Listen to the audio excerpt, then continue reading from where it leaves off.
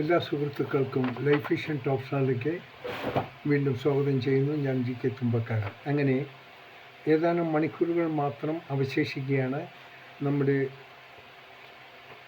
Vote രേഖപ്പെടുത്തേണ്ട സമയത്തിനായി. ഒപ്പം ഇപ്പോൾ ഈ സർവേകളുടെ സമയമാണ്. ഓരോ സർവേകളും ഓരോ രീതിയിലാണ് പ്രചരിപ്പിക്കുന്നത്. ഇതിൽ ആർക്കു വേണ്ടി ഫേവർ ചെയ്യാതെ ഇൻഡിപെൻഡൻ്റായി എത്ര സർവേകളാണ്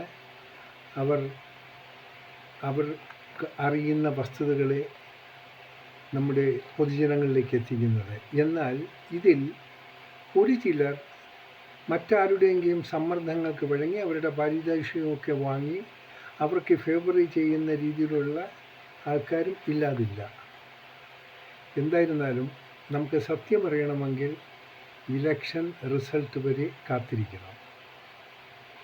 ഒരിക്കലും നാം ഇന്നത്തെ സാഹചര്യം വെച്ച് ആർക്കും തീർത്തു പറയാൻ പറ്റുന്ന ഒരവസ്ഥയില്ല. ഒന്നും മനസ്സിലാക്കില്ല. 10 വർഷം നീണ്ട ഭരണത്തിൽ എന്തൊക്കെ മനസ്സിലാക്കാൻ സാധിച്ചു, എന്തൊക്കെയായിരുന്നു, എന്ത് നേട്ടങ്ങൾ, എന്ത് കോട്ടങ്ങൾ, ഇതെല്ലാം മനസ്സിലാക്കാനുള്ള സാഹചര്യം ജനങ്ങൾക്ക് കിട്ടിയിട്ടുണ്ട്. ഒരു നീണ്ടൊരു സമയമാണ്. അതുകൊണ്ട് ഇവരെ ആരും അത്ര പെട്ടെന്ന് ബ്രെയിൻ വാഷ് ചെയ്യാൻ പറ്റുമോ എന്ന് തോന്നുന്നില്ല. എല്ലാവർക്കും ആലോചിക്കാനുള്ള നല്ല സമയം കിട്ടി. അതവർ ആലോചിച്ചിരിക്കും. മുൻകാലങ്ങളെപ്പോലെ ഒരു വോട്ട് ഒരു സാധാരണ രീതിയിൽ അതിന് കൊടുക്കുന്ന ഒരു വിലയല്ല ഇപ്പോൾ കൊടുക്കുന്നത്. ഇപ്പോൾ ഏത് വ്യക്തികളും നല്ല രീതിയിൽ ആലോചിച്ചിട്ടാണ് അവർ ഓരോ തീരുമാനമെടുക്കുന്നത്. അതൊരിക്കലും അവരുടെ മനസ്സിലെ ഉള്ളൊരുപ്പ് എല്ലാ സർവേ ടീമിനോടൊക്കെ പറയാറില്ല. ഒന്ന് മനസ്സിലാക്കുക, 1 കോടി 1.5 കോടി ആൾക്കാരുള്ള സ്ഥലത്ത് അത്രയും ആൾക്കാരുടെ മനസ്സൊന്നും ആർക്കും അറിയാൻ പറ്റില്ല. ഇവർ സർവേ ടീമെന്നും പറഞ്ഞ് അങ്ങോട്ടും ഇങ്ങോട്ടും പോയി ഏതെങ്കിലും കുറച്ച് ആൾക്കാർക്ക് അവരുടെ വിവരങ്ങൾ രേഖപ്പെടുത്തുക, അതിനെ വെച്ചൊരു കാൽക്കുലേഷൻ ചെയ്യുക, അതിനെ ഇവാലുവേറ്റ് ചെയ്യുക. അത് മനുഷ്യരിൽ എത്തിച്ചു കഴിഞ്ഞാൽ അത് എത്ര കണ്ട് 100% സക്സസ് എന്ന് പറയാൻ പറ്റില്ല. ഒരിക്കലും നമുക്ക് വ്യക്തമായ ഒരു റിപ്പോർട്ട് ഒരു വ്യക്തികളിൽ നിന്നും നമുക്ക് കിട്ടില്ല. കാരണം മുൻകാലങ്ങളെ അപേക്ഷിച്ച് ഇപ്പോൾ നമ്മുടെ ആൾക്കാർ ബുദ്ധിപരമായിട്ട് തന്നെയാണ് ആലോചിച്ച് എന്തെങ്കിലും ചെയ്യുകയുള്ളൂ. അല്ലെങ്കിൽ അതിൻ്റെ കോട്ടങ്ങളും അതിൻ്റെ നേട്ടങ്ങളും കോട്ടങ്ങളും അനുഭവിക്കേണ്ടത് ജനങ്ങൾ തന്നെയാണ്. ഇനി ഏത് ഗവൺമെൻറ് വന്നാലും അവർക്ക് കിട്ടുന്ന വളരെ ടഫായ ടൈമായിരിക്കും. കാരണം അത്ര കണ്ട് സാമ്പത്തിക ബാധ്യത ഇന്ന് നമ്മുടെ സ്റ്റേറ്റ്സിനുണ്ട്. അത് ഏത് രീതിയിൽ മാനേജ് ചെയ്യാൻ പറ്റും എന്ന് വളരെ ശ്രദ്ധിക്കേണ്ടിയിരിക്കുന്നു. അപ്പോൾ പ്രഗത്ഭരായ ഭരണാധിപന്മാർ ഉണ്ടെങ്കിൽ മാത്രമേ ഈ സാഹചര്യങ്ങളെയൊക്കെ നമുക്ക് തരണം ചെയ്യാൻ പറ്റൂ, മുമ്പോട്ട് പോകാൻ പറ്റൂ. അതായത് നല്ല കഴിവുള്ളവരുണ്ടെങ്കിൽ എത്ര സാമ്പത്തിക ക്ലേശം ഉണ്ടെങ്കിൽ അതിന് അനായാസം വെൽ പ്ലാനിങ്ങിലൂടെ അതിനെ തരണം ചെയ്യാൻ സാധിക്കുകയും ഒപ്പം സ്റ്റെപ്പ് ബൈ സ്റ്റെപ്പായിട്ട് ഓരോ കാര്യങ്ങളും വ്യക്തമാക്കി ഗുണകരമായ രീതിയിൽ ജനങ്ങൾക്ക് ഗുണകരമായ രീതിയിൽ ചെയ്യാൻ പറ്റും. അവിടെ പാർട്ടിക്കാർക്കോ അല്ല ചില പാർട്ടിയുടെ മേലാളന്മാരുടെയും ഇഷ്ടാനുസരണം അവർ എന്തെങ്കിലും കാട്ടിക്കൂട്ടിയാൽ അതിൻ്റെ ഭവിഷ്യത്ത് വന്ന് അതിൻ്റെ ആഫ്റ്റർ എഫക്റ്റ് ഉണ്ടാകുന്നത് പൊതുജനത്തിന് തന്നെയായിരിക്കും. അതൊന്ന് ഓർക്കുന്നത് നന്നായിരിക്കും. ഇനി നാളത്തോടെ ഇതിൻ്റെ പ്രവർത്തനങ്ങളെല്ലാം തീരുകയാണ്.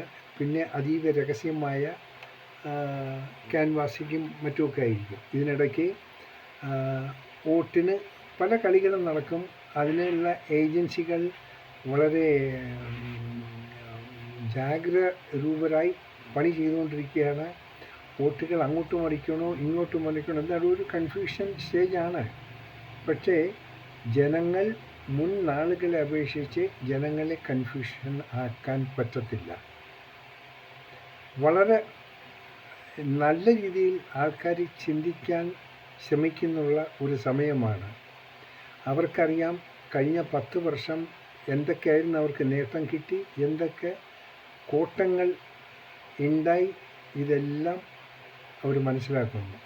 അതുകൊണ്ട് സർവേ ടീമുകൾ അവരവരുടേതായ രീതി നടക്കും. ഇനിയിപ്പോൾ സർവേ അങ്ങോട്ട് ഈ വോട്ടിൻ്റെ ദിവസം കഴിഞ്ഞാൽ തന്നെ വീണ്ടും വരും. ഈ സർവേ അവരെ നിർത്തിയില്ല, അവരിങ്ങനെ പറഞ്ഞുകൊണ്ടിരിക്കും. അപ്പോൾ ഏത് സർവേ ടീമാണ് വ്യക്തമായ ഉള്ളൊരു പിക്ചർ കൊടുത്തെന്ന് അന്ന് മാത്രമേ അറിയാൻ പറ്റൂ. ഒരിക്കൽ കൂടി പറയുന്നു, ഈ സർവേകളൊക്കെ അത്ര 100% കറക്റ്റ് ചെയ്യാൻ പറ്റത്തില്ല. മേ ബി ഒരു 35-40% മേ ബി.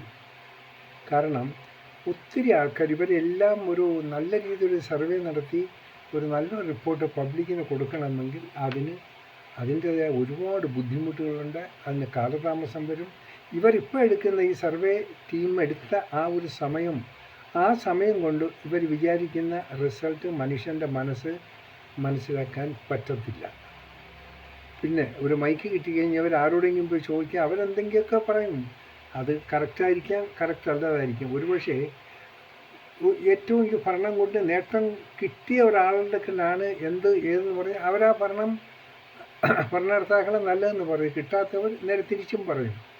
അപ്പോൾ ഇത് എത്ര ആൾക്കാരിലേക്ക് ഇവർ എത്തപ്പെട്ടു, ഏത് ചിന്താഗതിയുള്ള ആൾക്കാരുടെ റിപ്പോർട്ടാണ് ഇവരെടുത്തെന്ന് അതും അറിയില്ല. ആകെ മൊത്തം എല്ലാവരും സർവേ നടത്തുമ്പോൾ എല്ലാ ചാനലുകാരും സോഷ്യൽ മീഡിയ പ്ലാറ്റ്ഫോം ആൾക്കാരും ഒക്കെ അവരവരുടേതായ ഒരു